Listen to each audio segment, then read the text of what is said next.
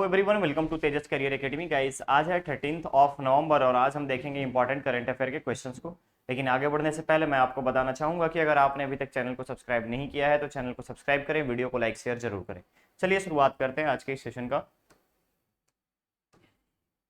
Guys, यहाँ पे पहला क्वेश्चन आपका रखा गया है रायपुर के नए मास्टर प्लान। ध्यान से देखिएगा, रायपुर के नए मास्टर प्लान के तहत रायपुर निवेश क्षेत्र, ध्यान रखिएगा, इन्वेस्टमेंट एरिया निवेश क्षेत्र में कितने गुना की वृद्धि की गई है, आपसे पूछा जा रहा है। तो आप सभी को पता होगा कि ग्रेटर रायपुर की प्लानिंग चल रही, ठीक है, ग्रेटर रायपुर बनाने का यहाँ पे प्लानिंग चल रही है। और इसी के तहत रायपुर का जो एरिया है, ये मास्टर प्लान जो आया है, इसमें टोटल कुल 65 गांवों को शामिल किया गया। ध्यान रखिएगा, 65 गांवों को शामिल किया गया है। और इसके अलावा अभी तक राजधानी रायपुर का निवेश क्षेत्र 188 स्क्वायर किलोमीटर था, बट अभी इसको बढ़ा करके 500 स्क्वायर किलोमीटर कर दिया गया है। तो ध्यान रखिएगा, 188 से 500 स्क्वायर किलोमीटर का एरिया बढ़ाया गया है, इंक्रीज किया गया है। तो टोटल वृद्धि के बारे में आपसे पूछा था कि रायपुर निवेश क्षेत्र में कितने गुना की वृद्धि की गई है। तो जब आप इसको आप मैच करके देखेंगे तो आपको यहाँ पे पता चलेगा कि अप्रॉक्स 2.5 गुना की निवेश क्षेत्र में वृद्धि हुई है। तो करेक्ट ऑप्शन यहाँ पर बन जाएगा आपका ए। ध्यान रखिएगा, इस निवेश क्षेत्र का विकास जो है वो 2 चरण में होगा, 2 चरणों में होगा। प्रथम चरण की अगर हम बात करें इनिशियली, तो ग्रेटर रायपुर, ध्यान रखिएगा, ग्रेटर रायपुर के प्रथम चरण के विकास में अगर हम बात करें आपसे, तो प्रथम चरण के विकास में आपके 65 गांव के एरिया को, जो कि राजधानी रायपुर के आसपास के क्षेत्र हैं, उन सभी को ग्रेटर रायपुर मास्टर प्लान में शामिल किया जाएगा। और निवेश क्षेत्र की अगर हम बात करें, इन्वेस्टमेंट एरिया की अगर हम बात करें, तो कुल आपका 2.5 गुना बढ़ोतरी किया जाएगा। क्लियर रहेगा यहाँ पर। तो करेक्ट ऑप्शन बन जाएगा आपका ए। ठीक, नेक्स्ट क्वेश्चन पे चलते हैं। क्वेश्चन है, राज्य का कौन सा जिला जीरो मोतियाबिंद मामला वाला जिला बन गया है। अब इसकी बात यहां पर सबसे इंपॉर्टेंट आ जाएगी कि हमने इस क्वेश्चन को रखा क्यों है। तो गाइस ध्यान रखिएगा, सिर्फ राज्य का ही जिला नहीं है, ये भारत का पहला ऐसा जिला बना है। ध्यान रखिएगा, इंडियाज फर्स्ट, भारत का पहला जिला बना है जहां पर मोतियाबिंद से संबंधित, आंखों की बीमारी की अगर हम बात करें तो मोतियाबिंद से संबंधित कोई भी यहां पर केस देखने को नहीं मिलता है। ठीक है, और ये है आपका छत्तीसगढ़ राज्य का जिला, छत्तीसगढ़ राज्य का। तो भारत का पहला जिला, सिर्फ राज्य का ही जिला नहीं, भारत का भी पहला जिला जहां पे जीरो मोतियाबिंद केस देखने को मिलता है, वो है आपका Kabirdham, that is Kawardha B. ठीक है, इसके अलावा कबीरधाम के रिलेटेड आप अगर याद रखना चाहेंगे तो याद रखिएगा, वोरम देव में ही क्या बनाया जा रहा है, एथेनॉल प्लांट। ठीक है, प्रोडक्शन कब से स्टार्ट होगा, प्रोडक्शन स्टार्ट होगा 2023 से। टोटल कैपेसिटी 80 लाख एमटी, ठीक है, 80 लाख लीटर। ठीक है, total capacity 80 lakh litre plant की कैपेसिटी एथेनॉल जनरेशन की। ठीक है, एथेनॉल में क्या क्या यूज किया जाएगा, एथेनॉल में हम बात करें तो धान की जो भूसी होती है, ठीक है, भूसी, इसके अलावा पराली, ध्यान रखेंगे आप, पराली के अलावा मक्का, देखिएगा, मक्के की खेती से उत्पन्न जितने भी वेस्ट हैं वो सारी चीज, ठीक है, मक्के की खेती से उत्पन्न होने वाले जितने भी वेस्ट हैं उन सभी से क्या बनाया जाएगा, इथेनॉल का निर्माण किया जाएगा। तो इसके लिए करेक्ट ऑप्शन क्या बनेगा आपका बी। नेक्स्ट क्वेश्चन पे चलते हैं। क्वेश्चन है, वर्ष 2023 का प्रवासी भारतीय, ध्यान से देखिएगा, वर्ष 2023 का प्रवासी भारतीय दिवस सम्मेलन का मुख्य अतिथि के रूप में किसे आमंत्रित किया गया है। तो पहले आपको पता होना चाहिए कि प्रवासी भारतीय दिवस मनाया कहां जाएगा, मनाया जाएगा आपका इंदौर में, इंदौर दैट इज मध्य प्रदेश। ठीक है, आपका पेरेंट स्टेट मध्य प्रदेश। इसके अलावा मुख्य अतिथि के रूप में किसे आमंत्रित किया गया है, तो ध्यान रखिएगा, गुयेना के राष्ट्रपति, नाम है उनका मोहम्मद इरफान अली। कौन है, मोहम्मद इरफान अली। इसके अलावा 8 से लेकर के 12 जनवरी 2023 तक, 8 से 12 जनवरी 2023 तक प्रवासी भारतीय दिवस मनाया जाएगा। और 8 जनवरी को अगर हम बात करें तो 8 जनवरी को आपको युवा प्रवासी दिवस मनाया जाएगा, युवा प्रवासी दिवस। और इस युवा प्रवासी दिवस के लिए, इस 8 जनवरी के सम्मेलन के लिए, युवा प्रवासी दिवस के लिए ऑस्ट्रेलियन संसद सदस्य जोनेटा मास्कारेंस, ध्यान रखिएगा, जोनेटा मास्कारेंस को 8 जनवरी के युवा प्रवासी भारतीय दिवस में सम्मेलन में बुलाया जाएगा। जबकि प्रवासी भारतीय दिवस सम्मेलन के लिए गुयना के राष्ट्रपति मोहम्मद इरफान अली को आमंत्रित किया गया है। तो यहां पे करेक्ट ऑप्शन बन जाएगा आपका सी। बट साथ में आप याद रखेंगे कि 8 जनवरी को युवा प्रवासी भारतीय दिवस, युवा प्रवासी भारतीय दिवस की अगर हम बात करें तो उसमें जोनेटा मास्कारेंस को बुलाया जाएगा, जो कि ऑस्ट्रेलियन संसद के सदस्य हैं। तो करेक्ट ऑप्शन इस केस में आपका डी। बट क्वेश्चन जो है यहां पर प्रवासी भारतीय दिवस, ऑप्शन सी। क्लियर रहेगा, क्लियर रहेगा। चलिए नेक्स्ट क्वेश्चन पे चलते हैं।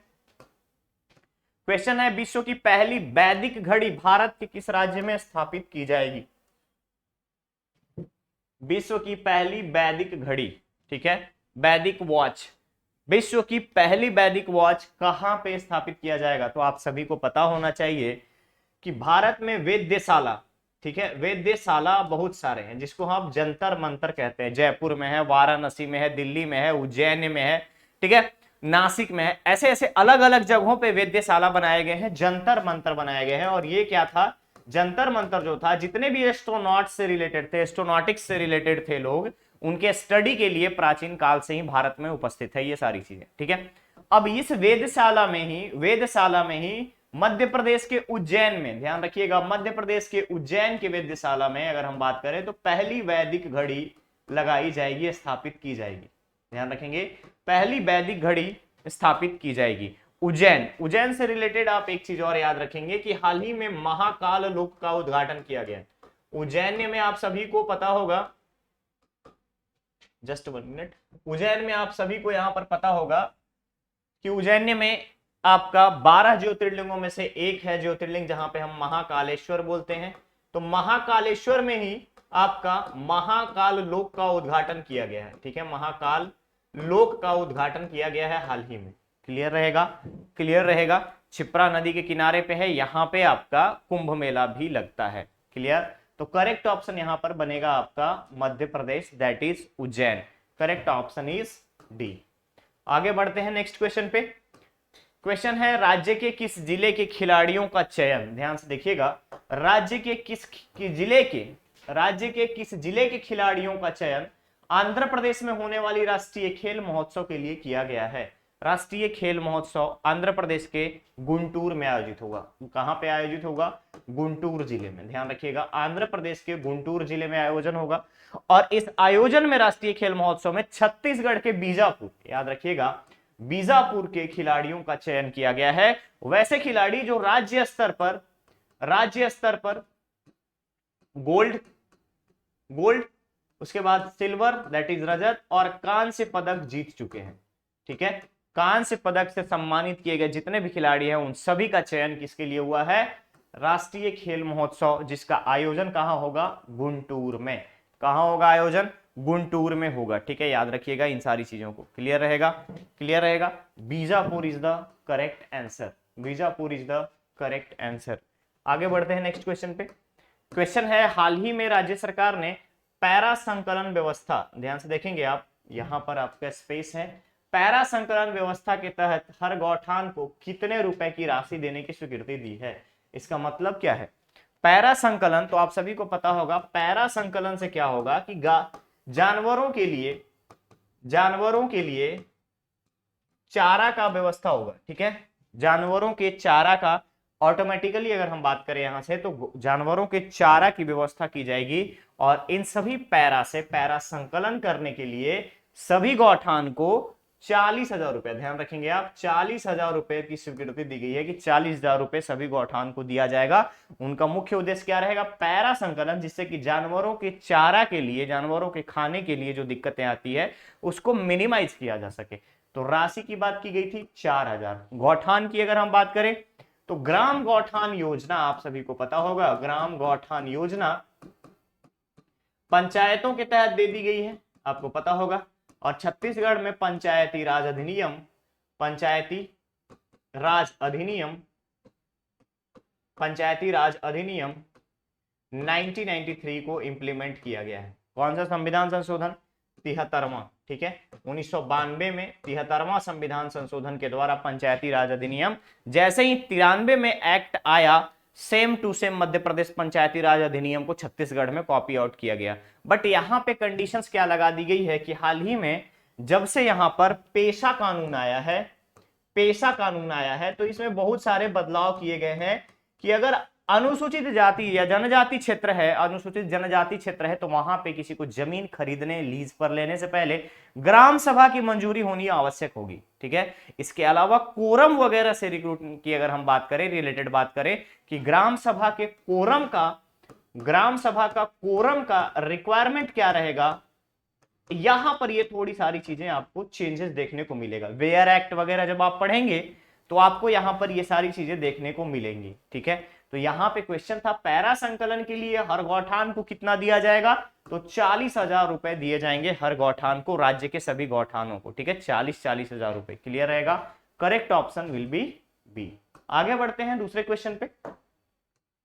क्वेश्चन है छत्तीसगढ़ में आयोजित सब जूनियर नेशनल कुराश प्रतियोगिता, ध्यान से देखिएगा, सब जूनियर नेशनल कुराश प्रतियोगिता में राज्य को कौन सा स्थान प्राप्त हुआ है, और ये छत्तीसगढ़ में आयोजित हुआ है, ठीक है। छत्तीसगढ़ में नेशनल लेवल का, याद रखेंगे आप, जूनियर नेशनल कुराश प्रतियोगिता में छत्तीसगढ़ को कौन सा स्थान मिला, इसके बारे में बात कर रहे हैं।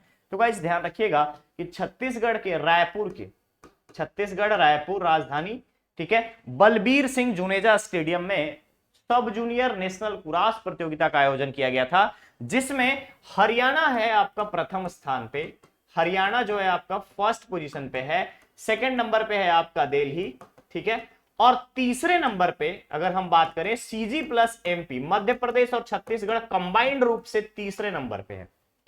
मध्य प्रदेश और छत्तीसगढ़ संयुक्त रूप से आपका तीसरे पायदान पे है। साथ ही साथ अगर हम सिर्फ छत्तीसगढ़ में ही अगर बात करें तो छत्तीसगढ़ का बस्तर संभाग, याद रखिएगा, बस्तर संभाग सबसे टॉप पे, छत्तीसगढ़ में ही बस्तर संभाग सबसे टॉप पे है, जिसमें 3 मेडल स्वर्ण, रजत और कांस्य, तीनों मेडल स्वर्ण, रजत और कांस्य, तीनों मेडल बस्तर संभाग के खिलाड़ियों को मिला है, ठीक है। बस्तर संभाग के खिलाड़ियों को मिला है अलग अलग प्रतियोगिताओं में, क्लियर रहेगा, क्लियर रहेगा। तो यहां पे करेक्ट ऑप्शन जो बनेगा वो होगा आपका 3, कंबाइंड रूप से थर्ड पोजीशन पे है, correct option is C, clear. आगे बढ़े नेक्स्ट क्वेश्चन पे, चलिए। क्वेश्चन है राज्य के किस व्यक्ति को सरस्वती सम्मान से सम्मानित किया गया है, राज्य के किस व्यक्ति को सरस्वती सम्मान से सम्मानित किया गया है। सबसे पहले सरस्वती सम्मान, ध्यान रखिएगा, जाहिर सी बात है कि विद्या के क्षेत्र में, याद रखिएगा, विद्या और ज्ञान के क्षेत्र में दिया जाता है, विद्या और ज्ञान के क्षेत्र में, ठीक है, ज्ञान के क्षेत्र में उत्कृष्ट कार्य, उत्कृष्ट कार्य हेतु, ठीक है, उत्कृष्ट कार्य हेतु सरस्वती सम्मान दिया जाता है। और इस वर्ष इस सरस्वती सम्मान का आयोजन अगर हम बात करें, सरस्वती सम्मान का आयोजन बिहार के बोधगया में हुआ था, याद रखिएगा, बोधगया में हुआ था, बिहार के बोधगया में, ठीक है, आप सभी को पता होगा बिहार बोधगया। तो यहां पर अगर हम बात करें तो सरस्वती सम्मान से दुष्यंत वर्मा जी को सम्मानित किया गया, राज्य के दुष्यंत वर्मा जी, और ये कौन है, ये है आपके राजिम, ध्यान रखिएगा, राजिम के शासकीय उच्चतर, ठीक है, शासकीय उच्चतर विद्यालय, ठीक है, उच्चतर माध्यमिक विद्यालय हम अगर बात करें तो उच्चतर सीनियर सेकेंडरी स्कूल के शिक्षक, और ये कहां के हैं, राजिम के, ठीक है, ध्यान रखिएगा, राजिम के। किसके द्वारा दिया गया है, तो महाराष्ट्र मंडल के द्वारा, याद रखिएगा, बाल प्रतिष्ठान महाराष्ट्र के द्वारा, और ये आयोजन हुआ था कहां पे, बोधगया बिहार में।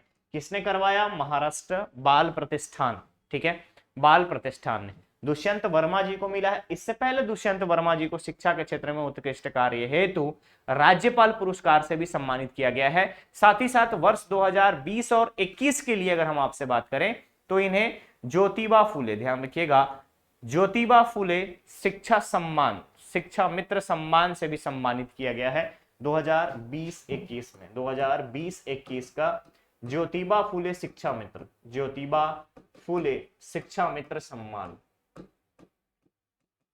शिक्षा मित्र सम्मान से भी सम्मानित किया जा चुका है दुष्यंत वर्मा को। तो यहां पे करेक्ट ऑप्शन आपका बन जाएगा डी।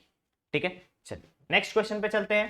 क्वेश्चन है छत्तीसगढ़ राज्य का पहला कॉमर्स लैब किस जिले में स्थापित किया जाएगा? तो कॉमर्स लैब का क्या मतलब है? जैसे हम अपने स्कूलों में पढ़ते हैं, कॉलेजेस में देखते हैं, साइंस की लैबोरेटरी होती है, ठीक है, साइंस की लैब होती है, साइंस लैब होती है ना। कहीं कहीं पे आर्ट्स वालों की अगर हम बात करें तो जियोग्राफी का भी लैब होता है, ठीक है, जहां पे आप जियो सेंसिंग वगैरह के बारे में पढ़ते हो, सीखते हो इसके बारे में। साइंस लैब देखा हमने, जियोग्राफी का लैब देखा हमने, इंजीनियरिंग वालों के लिए लैब होती है। क्या कॉमर्स का लैब था क्या? कॉमर्स वाले लैब में क्या सीखेंगे? तो गाइस ध्यान रखिएगा, कॉमर्स में वित्तीय लेन देन, ठीक है, वित्तीय लेन देन के बारे में, फाइनेंशियल ट्रांजैक्शंस और एंटरप्रेन्योरशिप के बारे में, उद्यमिता के बारे में जानकारी के लिए कॉमर्स लैब राज्य का पहला कोरिया जिले में, याद रखिएगा, कोरिया जिले में स्थापित किया गया है। कहां पे? तो बैकुंठपुर पीजी कॉलेज, जिसका नाम है Ramanuj Pratap Singh Deo PG college, post graduate college, Korea. Clear रहेगा? चलिए, तो कोरिया के पोस्ट ग्रेजुएट कॉलेज में कॉमर्स लैब स्थापित किया गया है, जिसका काम होगा कि जितने भी स्टूडेंट हैं उन सभी को वित्तीय लेन देन और उद्यमिता के बारे में, एंटरप्रेन्योरशिप के बारे में पढ़ाया जा सके, बताया जा सके। क्लियर रहेगा? तो करेक्ट ऑप्शन बन जाएगा यहां पर ए। आगे बढ़ते हैं नेक्स्ट क्वेश्चन पे। क्वेश्चन है राज्य में पाए जाने वाली धान की, ध्यान से देखिएगा, राज्य में पाए जाने वाली धान की कितनी किस्मों के जीन म्यूटेंट में परिवर्तन कर पौधों की ऊंचाई को कम किया गया है?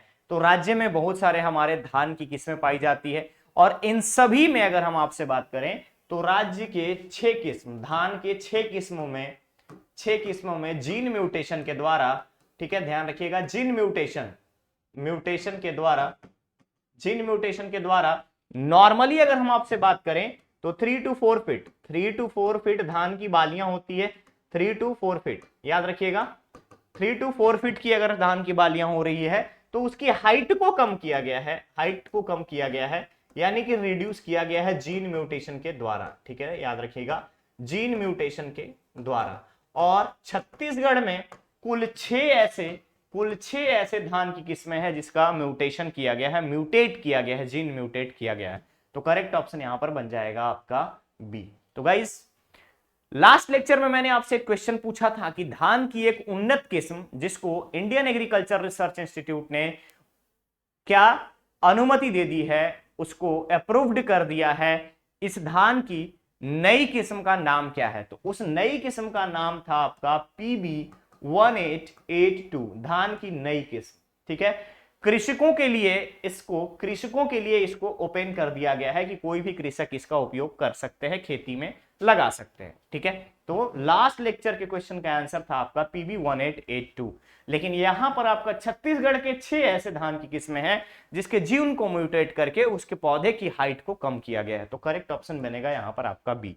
ये था आज का सेशन। अब बारी आपके स्टूडेंट धर्मा की, जहां पे क्वेश्चन का आंसर आपको कमेंट बॉक्स में कमेंट करके देना है।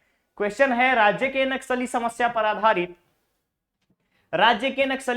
आधारित किस फिल्म का निर्माण किया गया है? यानी कि छत्तीसगढ़ राज्य में नक्सली समस्या को देखते हुए नक्सलिज्म पर बेस्ड किस मूवी को बनाया गया है या रिलीज किया गया है, ये आपसे पूछा जा रहा है। इसका आंसर आपको कमेंट बॉक्स में कमेंट करके देना है।